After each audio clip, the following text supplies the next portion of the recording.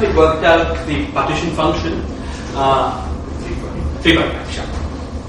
In the last class we worked out the partition function for free scalar fields in the torus, and we found that z of tau is equal to I think we've got 1 by 4 pi 2 pi to the power 26 alpha prime times in tau to the power 13.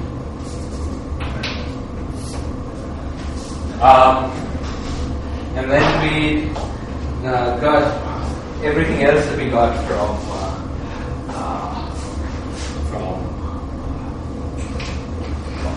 the oscillators, which was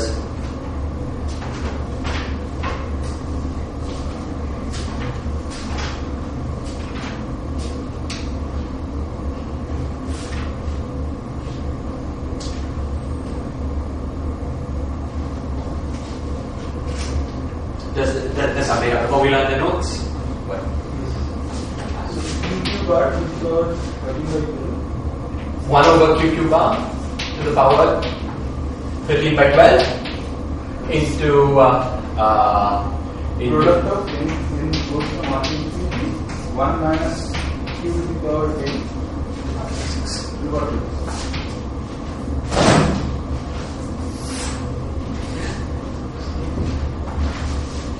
Q bar also. Right.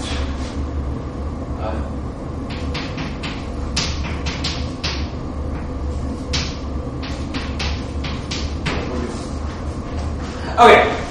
So now, in order to complete our, and you remember that we'd also worked out last time that the actual torus amplitude of string theory is d tau bar by 4 pi. Now this 4 pi we didn't keep track of. I wasn't keeping track of constants, but Partition kept careful track of that. Okay, I'm not going to go through the number, but you can keep careful track of this number through all the manipulations of 4 pi times in tau, and then times the insertion of a C bar, a B, and a B bar at some fixed positions. Which positions don't matter. Okay. So the partition function of the conformal field theory involving matter, of course, with these insertions. So we've already computed the partition function of the matter theory.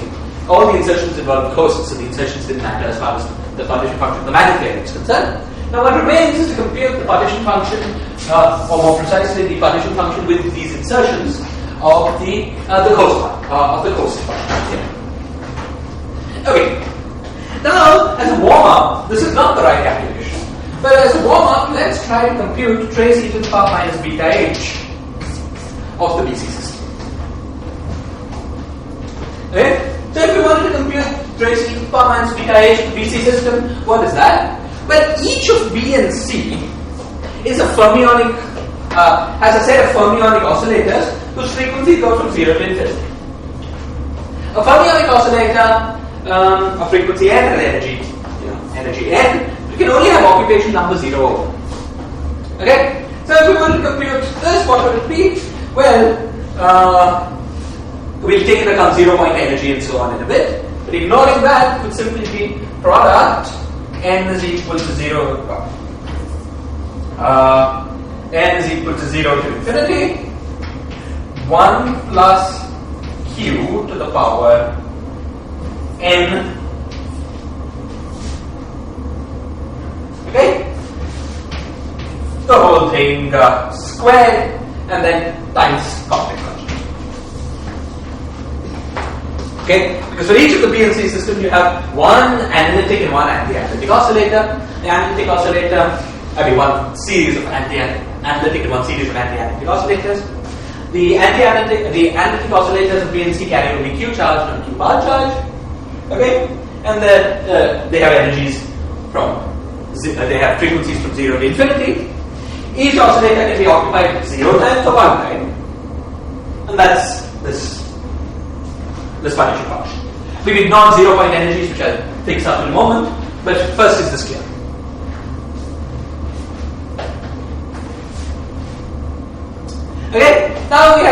include the contribution from 0 point energies.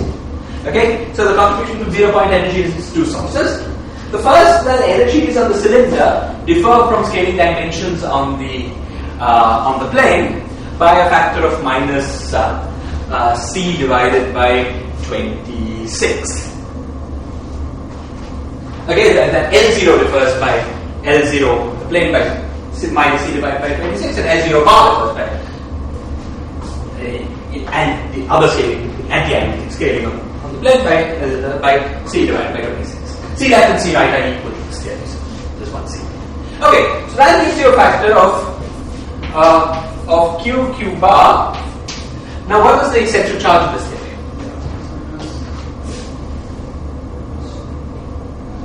Sorry, C divided by 24. Conformity theory formulas have that L0 is equal to C by 24. And what is the central charge of this theory?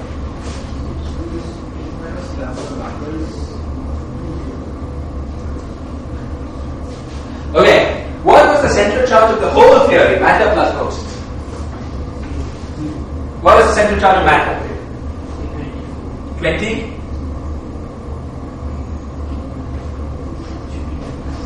26. We have 6 different matter fields. So this theory had to have central charge minus 26. That's how it all worked out, right? So this thing is minus 26.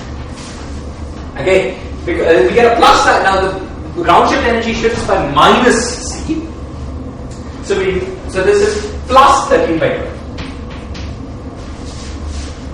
Okay, this is like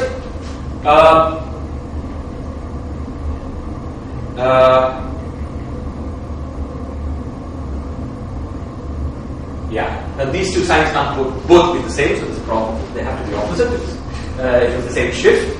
So okay, which did we mark up on? This would have negative energy, so this should have been minus. The energy at the ground state of the free boson is negative.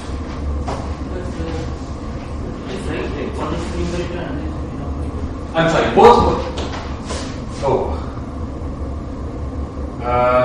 Both ones get the opposite contribution. You're totally right. Wait, just a minute. You're completely right. That was right. Thank you. Yes. Absolutely. Thank you. Yes, one is the great. But thank you. Okay. Yes. Okay, great. So that would be from the central charge. So there's one more factor here that we haven't done properly. Can somebody tell me what that is?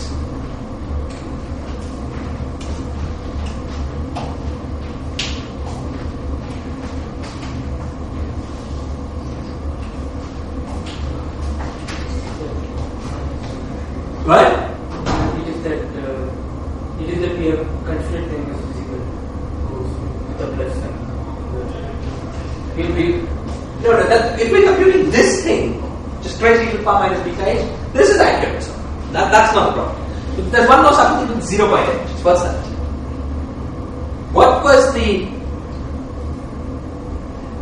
scaling dimension of the lowest energy operator of the BC system? -1. We started counting as if the vacuum had scaling dimension 0. It actually had -1. Okay, so we need to add an additional factor of QQ bar to the power minus 1.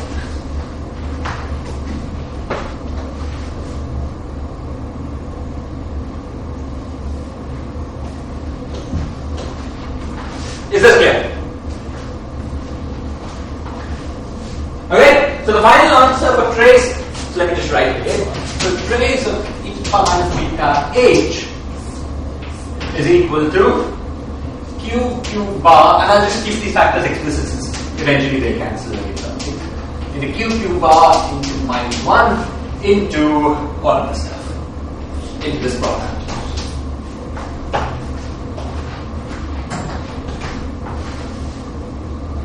Okay, that's good, but this trace is not what we want to calculate. This trace is not what we want to calculate when we calculate the functional string theory. Now the reason for that is that the calculation that we want to do is the calculation of the path integral of the BC system on the torus. Now, the question we should ask is with what boundary conditions do we do this path integral on the torus? And the answer is given from the logic of the Fadley group of gauge fixing method. B and C had to do with diffeomorphism fields and things to do with metric and the x's and so on, all of which were periodic experimental methods. So clearly, when we review where all this came from, we want the BC system. We want to do this path integral with BC with the boundary conditions of the BC system periodic methods. Okay. However, there is this fact about path integrals of anti-commuting fields, which is that if you want a path integral representation of trace e to the power minus beta h, then what you should be doing is, I should say more clearly, this is trace of q to the power L0, q to the power pi L0. That's really what this is. Okay? If you wanted a path integral representation for that, then that path integral representation is given by choosing the anti-commuting variables to be anti-periodic as you go around the time circle. So the path integral that we're interested in for the purposes of string theory is not the path integral that computes this object. So, firstly, from boundary. Secondly, we've not put in our insertions. Remember what we wanted was this thing with a C, a C bar, B and a B bar insertion. Okay? So, let's try to fix that up. Fix that up. First, let's try to fix up the boundary conditions. So, let's try and find a Hilbert space, an operator expression for an object, for the object that is given by periodic boundary conditions. And it's clear what that is. That's simply trace of -1 to the power f times q to the L0 q bar by L0 bar, where f is defined as an operator that, where -1 to the f is defined as an operator that anti-commutes with both the B and the C fields, and thereby commutes with binding pairs of these fields. Okay? This object, because this object gives an additional minus sign as you close up the path integral. When you go from t equals 0 to t equals beta, it changes the boundary conditions from plus to minus for the fields that are charged under the sign. Both B and C are charged under the sign, so it fixes up the boundary conditions. Okay, so it's fine. So if we were interested in just the path integral with no insertions, that would be computing this object. That would be computing in Hamiltonian language this object. Now, can somebody tell me what the value of this object is?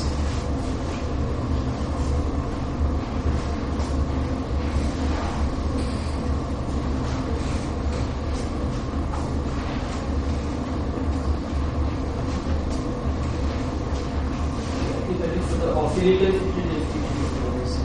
Good. Okay.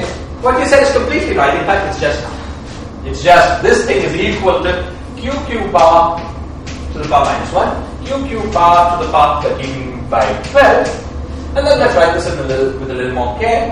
This n product of n is equal to 0 to infinity 1 minus q to the power n. It's a minus sign now because each oscillator changes the sign of this. Yeah. 1 minus q bar to the power n, and the whole thing squared. Now, can somebody tell me what that evaluates to? Pay careful attention to the limits in this problem.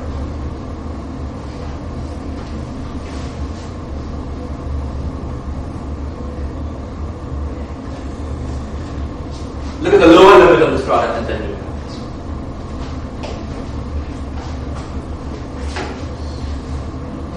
0 evaluates to 0. The lower limit gives 0 factor of 0 times 0.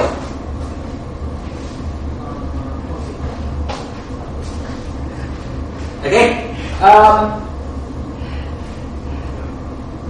Okay, now why is that? We already knew that we got 0 we got 0 anyway. We knew that because we know that the path integral with periodic boundary conditions around this torus, we have C0 modes and B0 modes. The integral over the C0 modes will give 0, the integral over the B0 modes will give 0. So 0 is totally correct, it's physical. Okay? The path integral of the torus without insertions is just 0. Okay? Just to say it again, here, hidden in this notation here, we also included the contribution of the 0 modes. The 0 modes don't carry any energy, so it just gives you a multiplicity. You see, in the BC system, we have the upstate and the downstate, both for left movers and for right movers. So a total of 4 states at every energy level. If we were just computing trace e to the power minus beta h, we would get just a degeneracy factor of 4 times whatever you get from the actual oscillators. Okay? However, if you're computing trace e to the power minus 1 to the f times this, of these states, if under some convention 2 of them have positive fermion number, the other 2 have negative fermion number, because they relate to each other by the action of a 0 mode which carries negative fermion number. Okay? So for instance, if we say that down carries positive fermion number, then up will also carry positive fermion number, but up and up down will carry negative fermion. So at every energy level, we've got as many states with positive fermion numbers, negative energy number, therefore trace e to the power minus 1 of minus 1 to the f, power minus beta h just vanishes. Okay, so good. So this quantity we know how to calculate, but that's not much use since it's 0. It's also not the quantity we want. The quantity we want, okay, the quantity we want involves insertions of these guys. Insertion of one factor of a C and a B, a factor of a C bar and a B bar. Okay? Now, as we've seen before, it's only the insertions, although these insertions have specific positions, it's only the 0 modes that matter. And when you take that, write that field out and expand it, it's only the contribution to the 0 mode that matters. Anything that doesn't have a 0 mode will vanish anyway. Okay? So what? So this thing is proportional to C0, B0, C bar 0, B0, C0, B bar 0, C bar.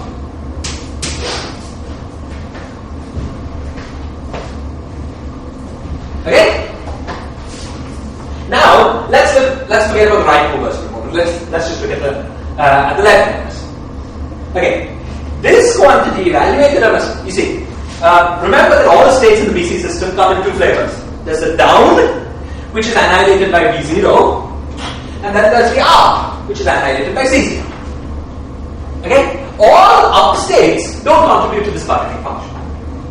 I convention, because it's annihilated by C0. Only the down states contribute. Similarly, on the right moving sector, it's only the downstate right movers that contribute. So with these insertions, what we get?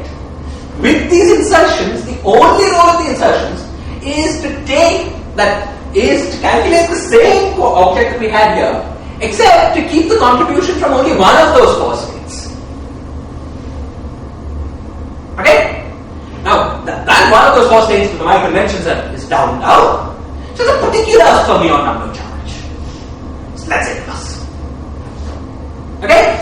So, with the only difference that comes about from adding these insertions is that this formula gets modified to n equals 1 to infinity. Okay? So the final answer is that ZBC, the appropriate Z we want to calculate the string theory, this product n is equal to 1 to infinity, 1 minus q to the power n, 1 minus q bar to the power n, whole thing squared, times q bar to the power 13 by 12 times q bar to the power minus 1.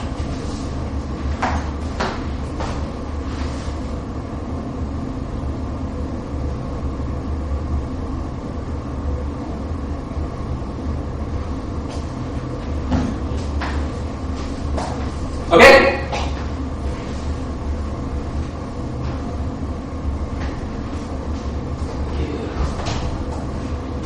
The zero mode will contribute any part. Yeah, you see, the zero modes are just oscillators like anything else, except that they carry no energy. So all that the zero modes did was to generate the four-state system, and the projector projects to one of those four states. It doesn't contribute any numerical factor. No, you see, these are fermionic zero modes. You see, quantization of fermionic zero modes is two-state system.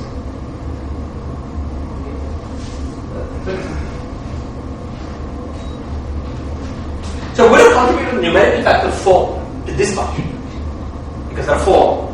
There's a multiplicity of 4 from here. But since you project onto one of those 4, it's no numerical. It's just 1. It's just a degeneracy. Is this clear? Fine. Okay, so now let's put it all together. So first let's compute Z matter times Z DC. Okay, so what do we get? We get, you see that of these infinite products, we had 26 in the denominator and 2 in the numerator. So what we're left with is 24. We had of these factors of q cube out to the power 13 by 12, the numerator and the denominator, as Loganarium pointed out, cancel. So those go away. We still have this explicit factor of q cube out to the power minus 1. Yes, we still have the factor, this explicit factor of q cube out to the power minus 1. And so we can rewrite this thing, and then we have whatever we got from the zero modes, matter zero modes. So we can rewrite this thing as 1 over 2 pi to the power 26, alpha prime to the power 13, im tau to the power 13, okay, times 1 by q cube bar times product n is equal to 1 to infinity, 1 minus q to the power n, 1 minus q bar to the power n, the whole to the frame.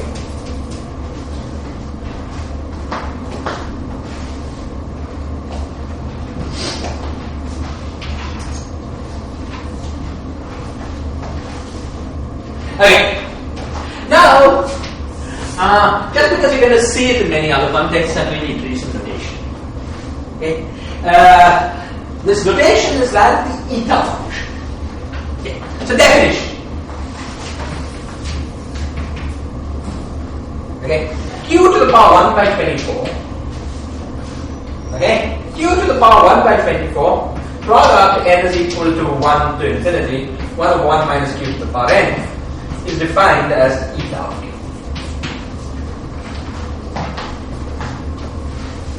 Okay? With this definition,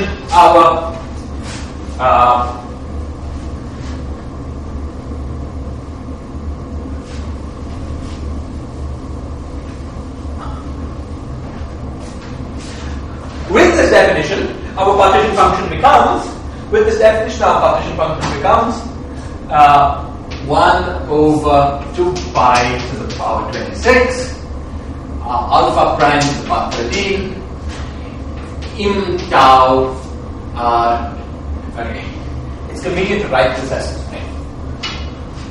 1 over im tau times 1 over 2 pi to the power 26, alpha prime to the power 13, im tau to the power 12, and eta of okay.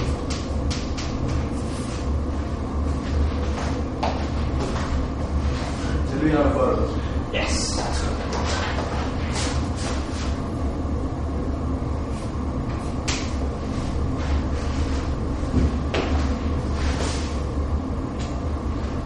Okay, now let me give you a small, let's undertake a small diversion. About, this eta function was defined long before string theory, by mathematicians. And it has Ginsburg said in one of the lecture notes in which I learned all for start as a student. You might think that it was a big coincidence that Jacobi and friends defined exactly the function that you will need for string theory, including the q to the power minus 1 by 24. Now, why did they do that? They did that because, of course it's not coincidence. They did that because they were interested in functions with good modular properties. Okay? So that's the thing that I'm going to tell you about for the next 10 minutes. But modular properties of functions. You see, when you write down a function of tau, you've got a function of a variable. But suppose you're interested not in functions of variables, but in functions of Riemann surfaces. That is, you are interested in a function that evaluates to the same thing on two tori that are actually the same Riemann surface. We've already seen in the last lecture that different values of tau can correspond to the same Riemann surface. So, different values of tau correspond to the same Riemann surface if they're related by SL2Z transformations. Okay? So, mathematicians who are interested in defining functions on Riemann surfaces, functions on the space of tori, are interested in functions that have good modular transformation properties. That is, transform in some nice way under modular transformations. That is, under the variable change tau goes to some SL2Z alpha. Is this clear? In particular, at the moment, as we will see in string theory, we will be interested in modular invariant objects. Because once again, in string theory, we are going to integrate over the partition function over tori. And of course, we should get the same answer for the partition function if the same torus is parameterized in some different way. So the full partition function that appears in our, the full integral that we do has to be modular invariant. Otherwise, this cut down that we talked about last time, from integrating over the space of all taus to integrating only over the fundamental domain, makes no sense. If it depended on if it was not modular invariant, it would depend on which fundamental domain you choose. Okay? So both mathematicians and string theorists are interested in functions with a good modular transformation. Okay? Now, what can we say about the modular transformation properties of eta? Jacobi and friends and all those characters used interesting and abstruse mathematics, well, from my point of view, abstruse mathematics, to prove the following formula. To prove that im tau to the half times eta of q times eta q bar is modular invariant.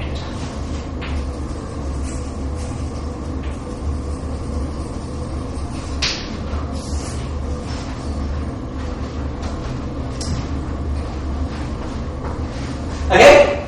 And, this only works when you define eta with this factor of q to the power 1 by 24. That's why I did that. That was the reason for their definition. Now I want to give you a physicist's proof of this statement. We've already seen the proof, but I just want to emphasize it. And the physicist's proof of this statement is simply the following. Remember that we have argued that the path integral of the free boson conformal field theory. Path integral of the free boson conformal field theory. Let's take a single free boson. A single free boson, path integral of the free boson conformal field theory on a torus modular parameter tau is simply the inverse of this object. Do you remember? We had the 0-point energy shift, that is q to the power minus 1 by 24. So that's q to the power 1 by 24 in the denominator. And then we got this from the 0 point, 1 over square root imaginary power of tau. Okay? But that path integral is well defined on the torus. So that is clearly a function of the torus. You reparameterize the torus some different way, you'll get the same answer for the path integral. Is this clear? So provided that we're dealing with a good diffeomorphically invariant theory, so that the path integral of this theory on a certain space makes sense, this answer must be modular invariant. We'll come back to this issue when dealing with fermions, because it won't turn out to be automatically true with fermions. We'll try to understand why. It's because of the diffeomorphism anomaly with fermions. But we'll come back to that when we study fermions. But for the bosons, there's no subtlety. You understand what I mean? You've got some space, the path integral of this theory is well defined on the space and is a function of what space you're doing the path integral. It's not a function of how you parameterize the space, provided that the theory is actually diffeomorphically invariant, which the free Boson theory certainly is. Is this clear? Okay? So, since we get this result from a path integral that is well defined as a function of the Riemann surface, that's a parameterization of the Riemann surface, it must be the same no matter how you parameterize the Riemann surface. So this thing, for all different values of tau that we give the same Riemann surface, okay, must give the same answer. Okay, there's one thing I've hidden here in this glib demonstration. It is that modular transformations don't actually give you the same metric. It only gives you the same metric up to a conformal factor. Okay? So I've used not just that the free Boson conformal field theory is diffeomorphically invariant, but also that is invariant under conformal transformations.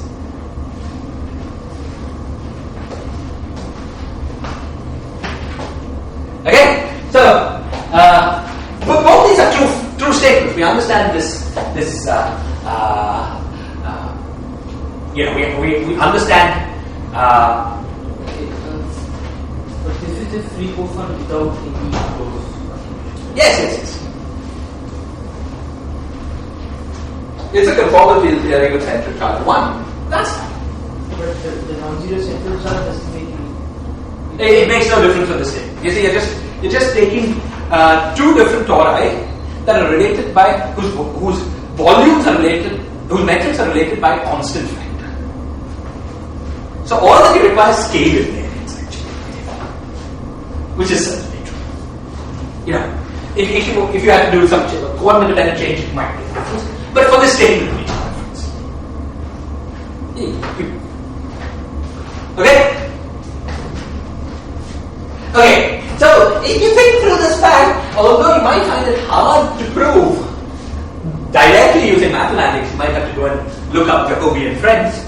If you wanted to prove directly using mathematics that this thing was modular invariant, which I assure you it is. You know, there's a huge branch of mathematics that deals with such things.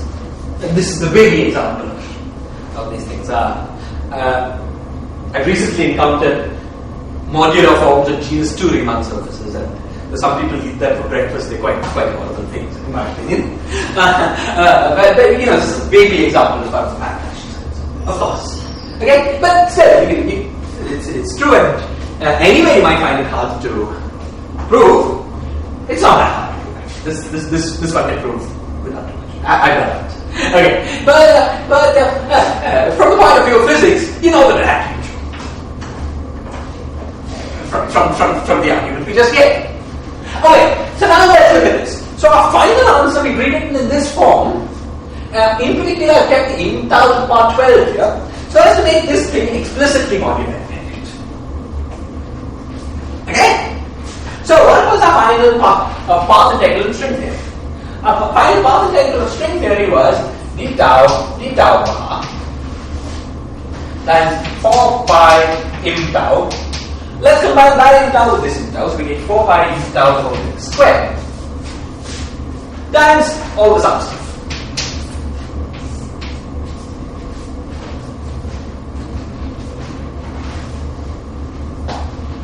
Okay, now while it's not obvious, it's true, and it's a simple algebraic exercise, I'm going to leave it for you to check, that this integration measure is also modular. Okay? So all you have to do to check that, you just do the change of variables. You do the change of variables, tau prime is equal to a tau plus b over c tau plus d. You do it on tau, you do it on tau bar, you do it on tau, and you check that it's true. Again, it's a 2-3 minute exercise that we work on. So it's all working very beautifully. The original measure that we got from Pavlikov age fixing, which had one factor of in tau in the denominator, was not modular invariant. Okay? But you got an extra factor of in tau in the denominator from the fact that while the BC system cancelled the the oscillator part of the XCFT, it didn't cancel the zero mode part of the XCFT. Okay, so the XCFT, there were 26 directions. 2 of the oscillators of those 26 were cancelled by the DC system. But each pair of dimensions added a factor of 1 over in tau in the denominator. Okay, so there was one overall hanging in tau in the denominator that wasn't cancelled by anything. So the in taus that went with 24 oscillators that survived, combined with the contribution of those oscillators to give you something modular. So there was one over in tau that was hanging around. That combines with the in tau of the measure to now give you an explicitly modular measure. So all works very good.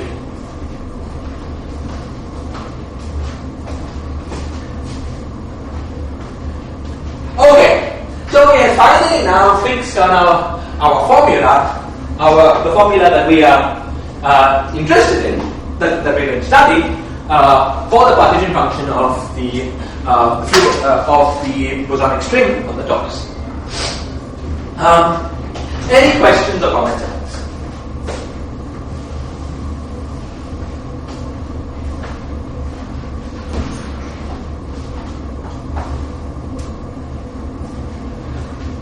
Okay.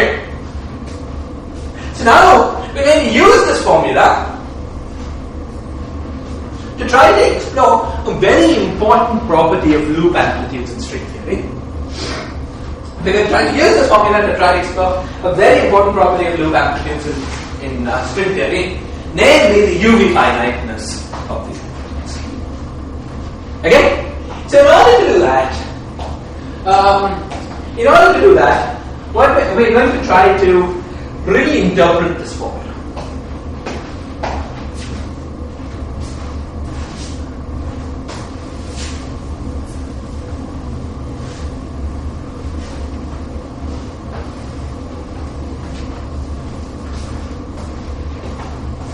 Okay, we're going to try to reinterpret this formula in terms of a vacuum. Okay, remember that we discussed the thing that we're computing by computing this formula. As of now, we've not got finite temperature yet. So, as of now, the thing that we're computing by computing this formula is the vacuum energy of string theory. Now, we're doing this at one loop, but one loop in field theory is simply given by free field theory. It's this diagram. Summed over every particle that can run in that. So what we're doing is this vacuum energy calculation in string theory, which we should. Now you might think the following. You might think, well, okay, I should be able to do the following. I should be able to, but this calculation should be closely tied to the following calculation. I know the answer for how to do one loop calculations for vacuum energy for free fields, for free field theory. And I also know that, since at this level you don't see any interactions, I also know that at least in some way, free string theory is simply a sum of free field theories, one field theory for each of the particles of string theory. So let me take this answer that I got and compare it with vacuum energy that I would have got from each of the particles of string theory running in this loop. Okay, so that's the exercise that we're going to go through. We're going to try to do the computation for a particle of mass m, a scalar particle of mass m running in this loop. We're going to try to compute the vacuum energy,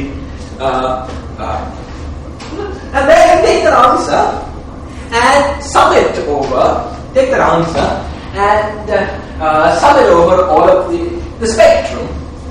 Take the answer and sum it over the spectrum of particles in string theory and compare them.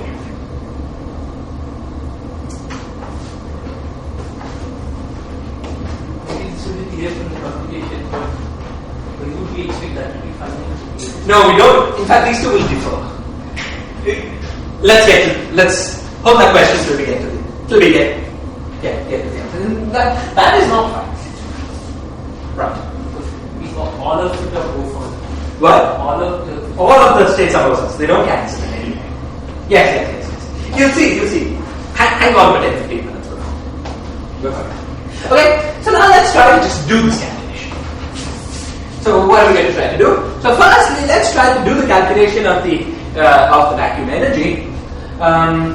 Let's try to do the calculation of the vacuum energy for a free boson of mass. Okay. Now I'm going to present the formula. Present a formula written in a way that will be convenient for us. Okay, and for this calculation, and motivate it in two separate ways. Well, actually, maybe I should just give you. Okay. So firstly, if you were just doing this in field theory, what would you do? You see, well, what is the calculation you do? So suppose you looked at d phi exponential of minus del phi the whole thing squared by 2 minus m squared phi squared by 2. Let's put a minus outside. Okay? So now what we want to do is to do the path integral. Of course, we are only looking at connected diagrams. So we want to take the logarithm of the answer. Okay? So if we do the path integral, what we get? Let's split it up mode by mode into momentum. For each mode, we get a factor of 1 over k squared plus m squared. Okay? What we actually want to do is calculate the log. So we get a product of such modes. So we get the sum of logs. Okay? So there's some keeping track of with what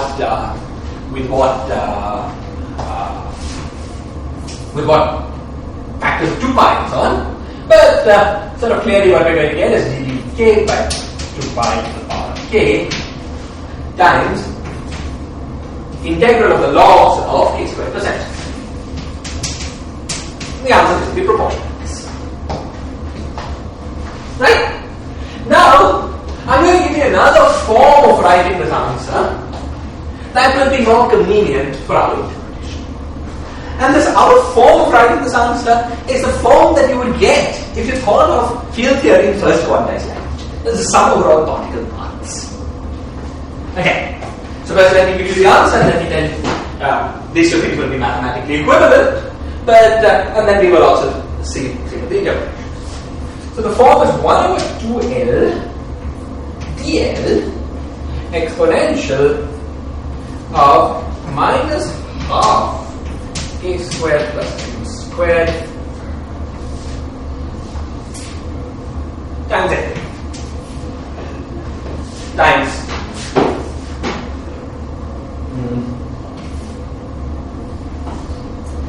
dk over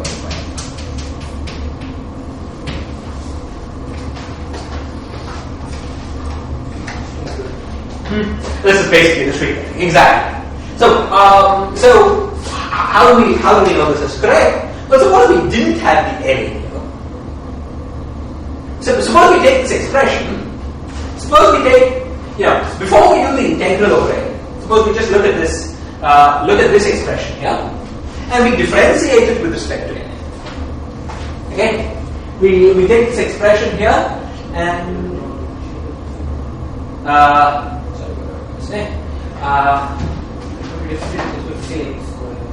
Yeah, probably. Sorry, that's. Suppose we look at this. Okay.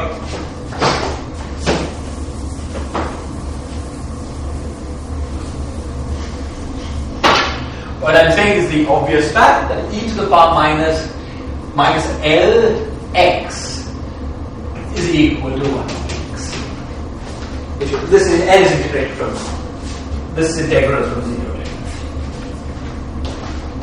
Okay, so e to the power minus Lx integrated from 0 to infinity. Okay, is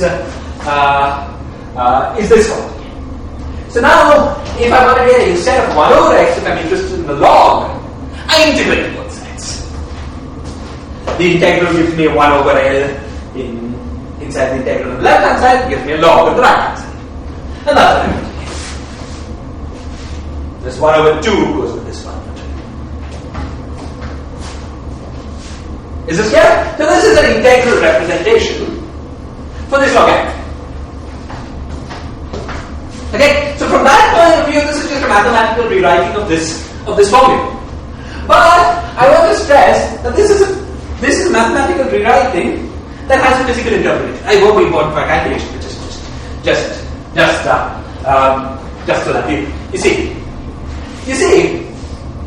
what's going on here is what you are doing is suppose we were doing field theory in first quantized formalism. This takes us back actually to the first couple of classes that we discussed that we had in this course when we were discussing how to quantize a relativistic particle in first quantized language. You remember that the action that we were using. You remember the action that we were using had this m plus. There was this integral d tau. There was a factor of m plus x dot squared by 2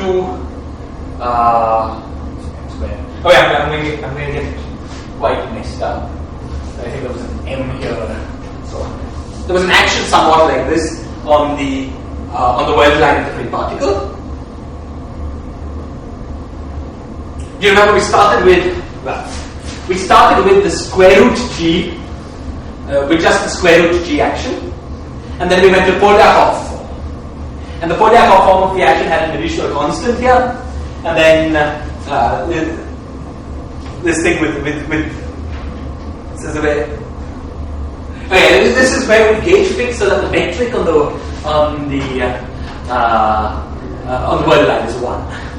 So we got something somewhat like this. I can't remember the factors of 2 and the minus signs. Okay, now, so if you were doing a one-loop calculation in this formalism, what you're supposed to be doing is to choose every possible length. See, the only modulus now, we're supposed to take parts of particles that close up into a circle. The modulus in this game now is the length of the circle. Okay, so you're supposed to do the partition function calculation of this quantum mechanical system on a circle of length L, and then sum over all lengths. This part here is the partition function of this quantum mechanical system on a circle of length L. Right? Because e to the power minus beta times Hamiltonian of quantum mechanics. This is, as far as quantum mechanics is concerned, this is just a non-relativistic quantum mechanical system. Right? Beta length L is like the temperature of the system. That's why I'm multiplying by L. Is this clear? Is this clear? Okay. And then you're supposed to sum over particles of all of the moduli. So all of the lengths of the parts. Okay? You're supposed to do that with some measure. You will have to think a little bit about what the measure is. But, the answer from field theory is that the measure is dl by L. dl by 2L. You would have to go through the kind of exercise we went through for string theory in order to determine the correct measure of moduli space of these parts. But we know the answer because we know the answer from field theory. It's dl by L. Okay? So the answer for the vacuum energy from field theory has this lovely interpretation in terms of parts. Okay? It computes the partition function for this quantum mechanical system.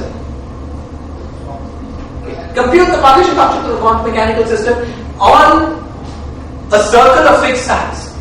That is a very easy calculation because that's a Hamiltonian interpretation of that formula. It's simply trace e to the power minus size of circle times spectrum of Hamiltonian integrated over the spectrum. That's what we've done. We've got the spectrum, okay, integrated, multiplied by length of circle. Okay, so that's the partition function from the quantum mechanical point of view, and then you integrate over all moduli.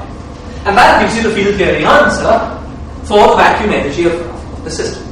It's quite beautiful, isn't it? I mean, just independently of anything else, it's quite a beautiful fact. This is like a finer way of thinking of field theory. Well, this is the second one, I expect. Same answers. Okay? So that's right. So this is what the vacuum energy of a free particle of mass m looks like. Now, suppose we had a whole bunch of free particles of mass m. Okay? Suppose we have a whole bunch of free particles of mass m. What would we do? Well, what we would do is to sum these connected components of vacuum energy. So sum these vacuum energies over all masses. Okay? So you see, we can interchange the summation and the integration and perform the summation first here. And then do the integral. So let's see what we get when we perform that summation first. Okay? So what we have to do is to perform the sum over all particles exponential of minus half m squared m.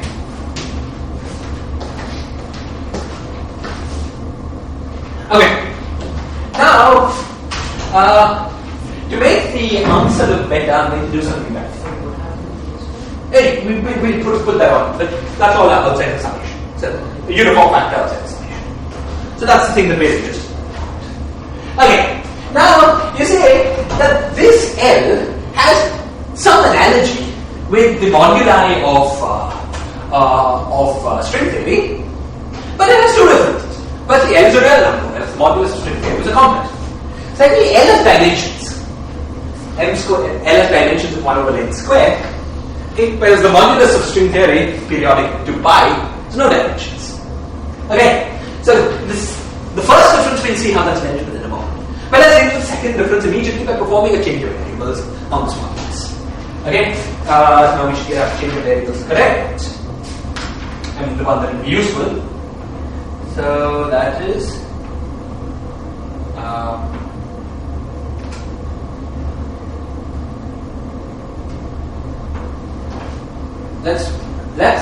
let's write tau 2 equals L by L.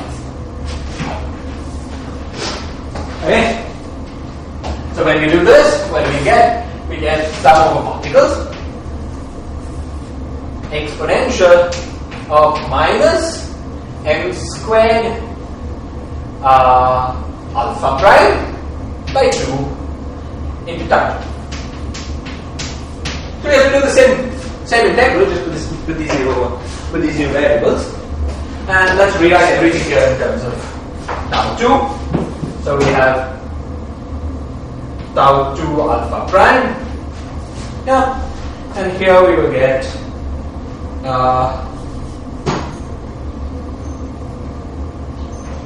tau 2 alpha prime.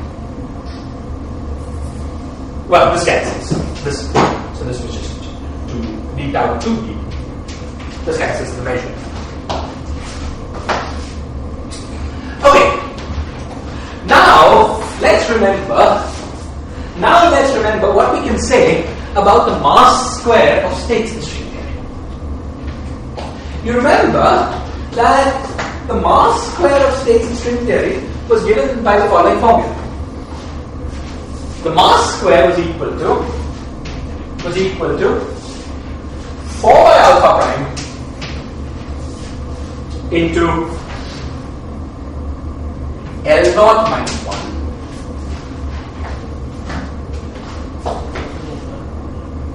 No, so this one, which is also equal to 4 by alpha prime into L naught bar minus 1. We had an independent condition from left move as a right move. Okay, so as you suggested, but what we have to do two things. We have to make sure that the left moving and right moving L naughts are the same, because otherwise these two formulas don't match. Okay, but we can write this formula in a more symmetric fashion, symmetric between L naught and L naught bar, by saying that actually we have m squared is equal to 2 by alpha prime into L naught plus L naught bar. Therefore, m square alpha prime by 2 is equal to L naught plus L naught bar.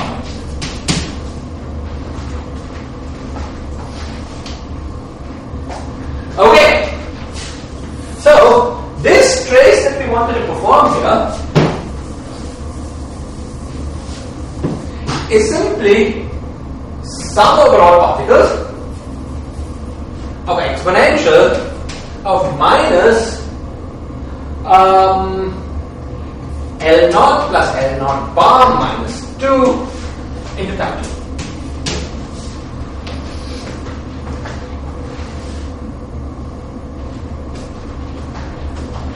Now, we know that we have for every part,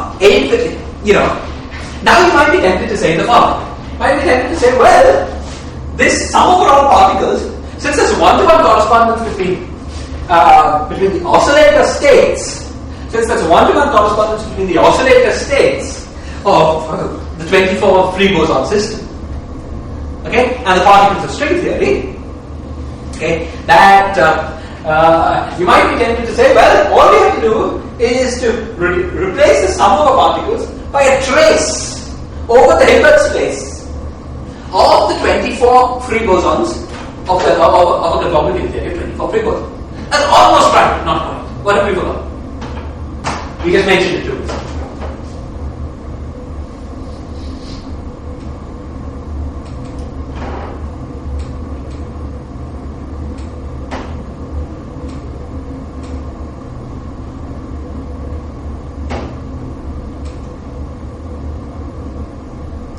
Do you have a particle for every state of the system of the oscillators of 24 free bosons?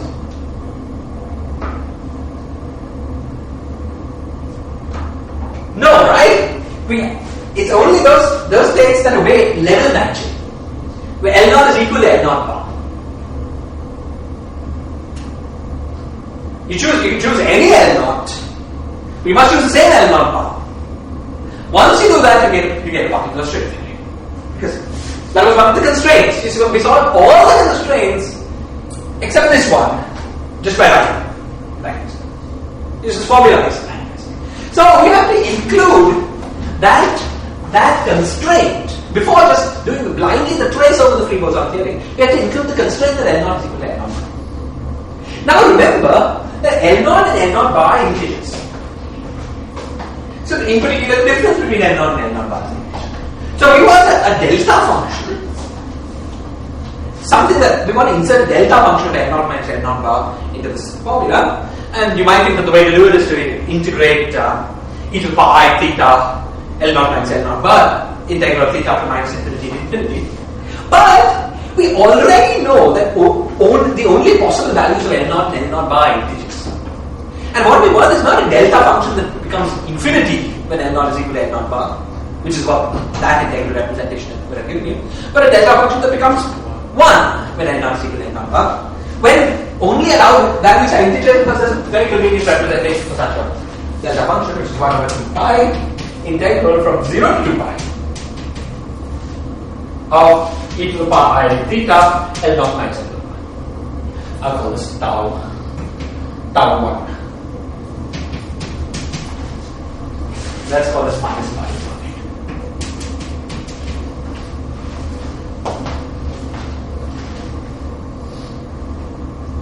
See, when L naught minus L naught pi are integers, you don't need to do the integral of all of the real line, because that integral of all of the real line just gives you copies of what you're getting from minus pi to pi, and it's that's redundant to do the integral over all of space. And in fact, that redundancy allows you to normalize things to 1. It's clear that when L naught is equal to L naught bar, 1 over 2 pi is the right position. Okay, so this quantity is equal to delta L naught L naught. Okay, so now let's put this into here. Okay, let's put this guy into here and then do the trace over the free bosons, the 24 free bosons.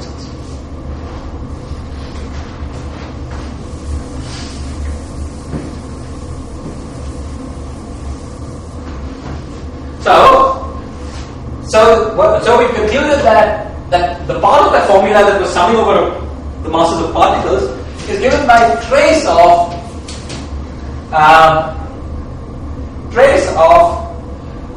1 by 2 pi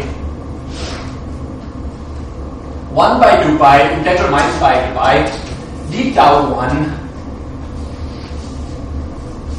e to the power I tau 1 L naught minus L naught bar into and then we had e to the power minus tau 2 into L naught plus L naught bar minus 2.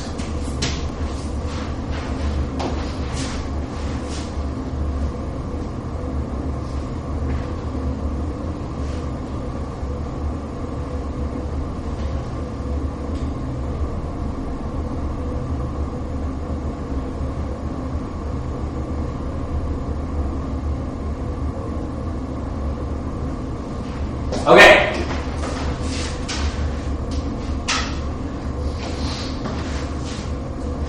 Now let's go. Okay. So now let's group together terms with L naught. So terms with L naught are multiplied by. So we get e to the power L naught into I times tau, where tau is the time, right? Tau 1 is the time. And e to the power minus L naught minus I L naught bar into tau bar. Tau bar is the complex term.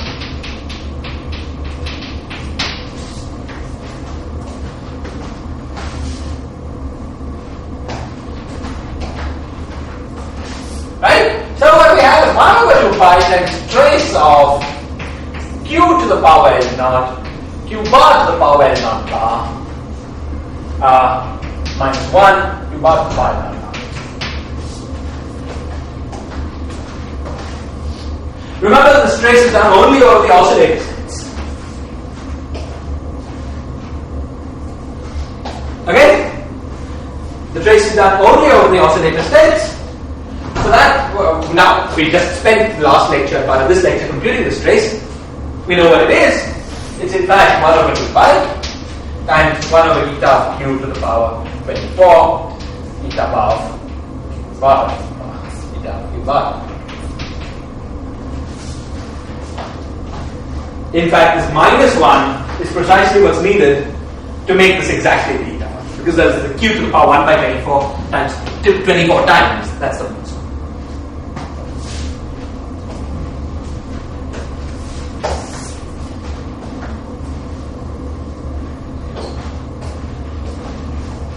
Okay?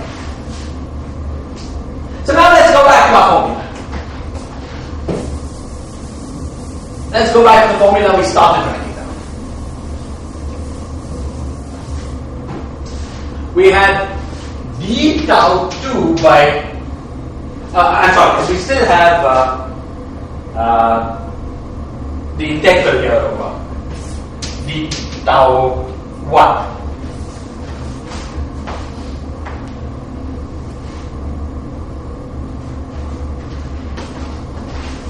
Okay, so we had originally an integral over d tau 2 over 2 tau 2.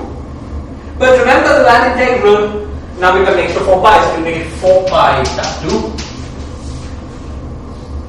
And then we have an integral d tau 1. Okay? Then we had integral d. Now in our case this is 26k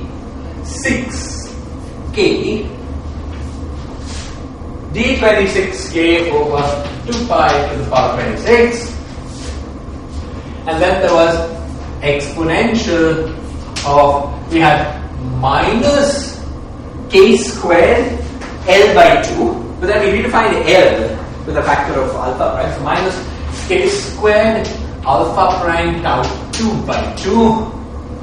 And then the remaining part is what we've done, the trace. So over eta of q to the power 24, eta of q bar.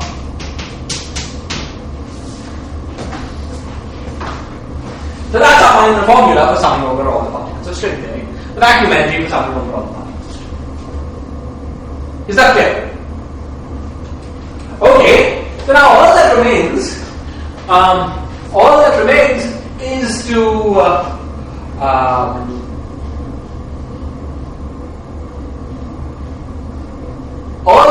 is to do the Gaussian integral over case. Okay, and I'm sure I'll get the factors of 2 wrong.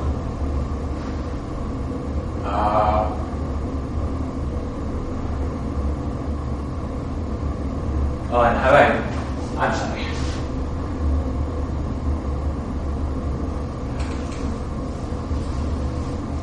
Oh, I'm sorry.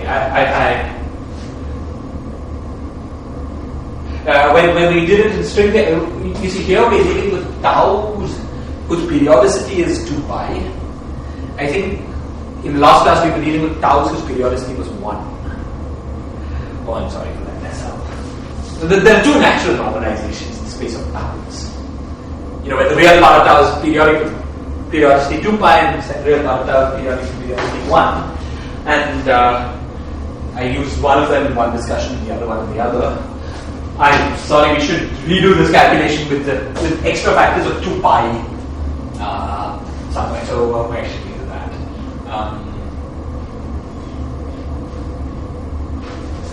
Give me a minute to see if I can trace through all the 2 pi's.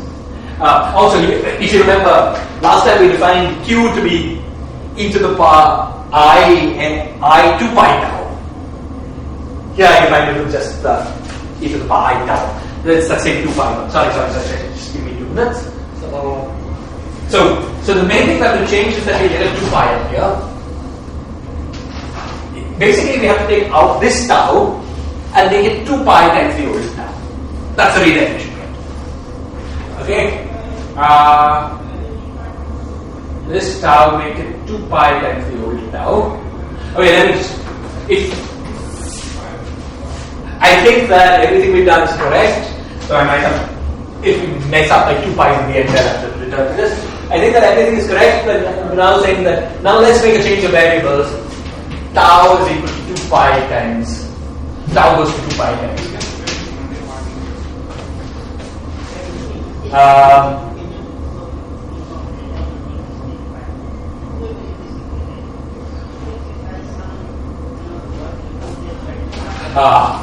I'm sure I get 2 pi, but let's just make that change of variables and see what happens. So we get d tau 2 d tau 1 by 2 tau 2.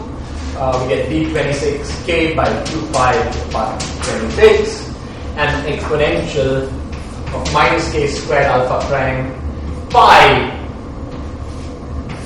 eta q to 24 eta q bar.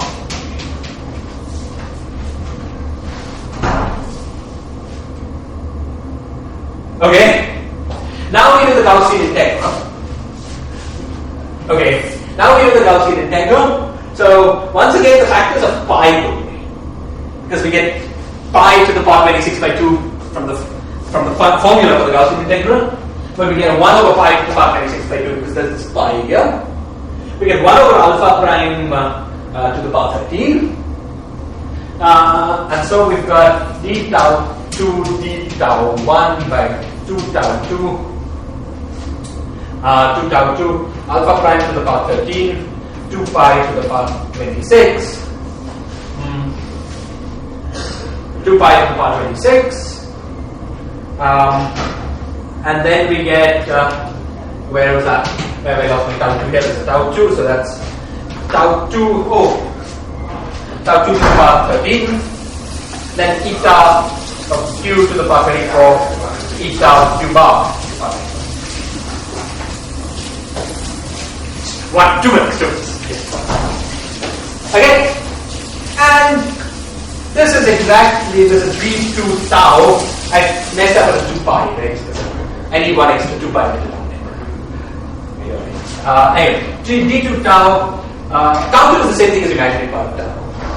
Okay, so this is 2 tau 2 squared times alpha prime to the 13, 2 pi to the power 26, and then times 1 over tau 2 to the power 12 tau to the 24, eta to the 24, eta bar to the 24. 2 instances. Okay, up to a 2 pi that I lost somewhere, which I apologize for, and I'm going to request you to try to trace through. We just do it correctly, we've lost the 2 pi somewhere. Okay, but up to that 2 pi, anyway, I won't speculate on this. I think. Okay, up to that 2 pi, up to that 2 pi is even got exactly the same formula, but with one key difference. And this is the main point of this lecture. The one key difference is the range of integration of tau. What is the range of integration of tau in this formula? Remember, tau 2 was what was there? It was integration of 0 to infinity. What about tau 1 with our new or minus half to half in because the periodicity is 1, so it's some range of 1. So let's look at these two integration ranges. In string theory, we were doing the integration over this region. In this calculation, we're doing the integration over this region.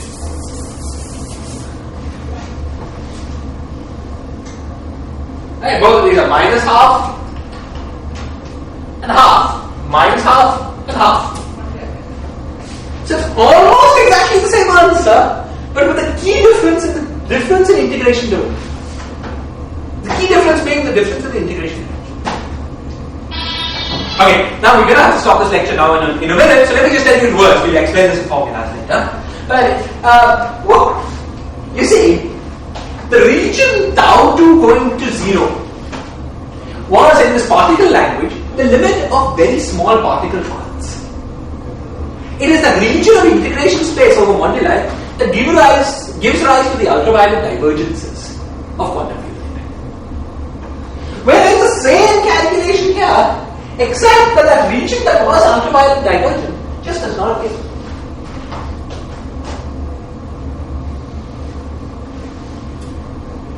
Okay, it's a bit fake to say it doesn't appear, as we will explain. Exactly. So, there is a way of interpreting the answer in which the UV divergence just does not appear. There's a way of looking at it. So, you see, you hit the key point. Suppose we were to go to this guy, for instance. Then we would be approaching here. So you can ask, what is the map of this region of this domain there? And since this is related by tau goes to 1 by tau, you see, it's there. So, all of the potential UV divergences of this picture have been pushed away to the IR, very long distances, in this region. Okay, so we see a fundamental property of string amplitudes that we will see again and again and again. That is, divergences from one point of view are ultraviolet in string theory can be related to something in the infrared. As we will see in the next class, that's great because infrared properties are physical. Okay, so any issue about a divergence, a potential divergence in string theory is related to some infrared phenomenon which